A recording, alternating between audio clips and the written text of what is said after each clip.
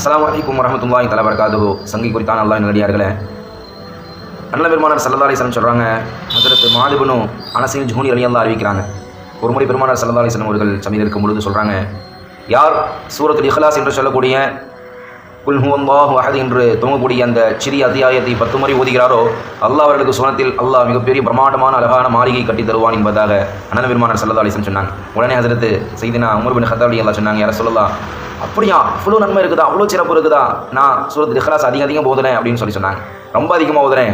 உடனே பெருமானார் ஸல்லல்லாஹு அலைஹி வஸல்லம் சொன்னாங்க, அல்லாஹ் தன்னுடைய நன்மைகளை தருவதற்கு குறையில்லாமல் தருவான், உங்களுடைய நாட்டப்படி உன் நியத்துப்படி அல்லாஹ் அதிகம் நன்மைகளை தருவான் என்பதாக அண்ணல் பெருமானார் ஸல்லல்லாஹு அலைஹி வஸல்லம் அவர்கள் சொன்னதாக ஹதீஸ் என்ன செய்து பார்க்க முடியுது. இந்த ஹதீஸ் முஸ்னத் அஹ்மதிலே பதிவு செய்யப்பட்டிருக்கு. அல்லாஹ் ஜல்ல ஷனஹு தஆலா சூரத்துல் இஹ்லாஸ் என்று சொல்லக்கூடிய குல் ஹுவல்லாஹ் சூரா உயர்தரமான சிறிய சூரா, ஆனால் நிறைவான நன்மைகளை தரக்கூடிய சூரா. அப்படிப்பட்ட சூறாக்களை பொருள் விளங்கி நாம் அதிகம் ஓதக்கூடிய பாக்கியத்தை அல்லாஹ் தந்தல் புரிவானாக. வாஹிரு தஅவானா அல்ஹம்துலில்லாஹி ரப்பில் ஆலமீன். அஸ்ஸலாமு அலைக்கும் வரஹ்மத்துல்லாஹி வபரகாத்துஹு.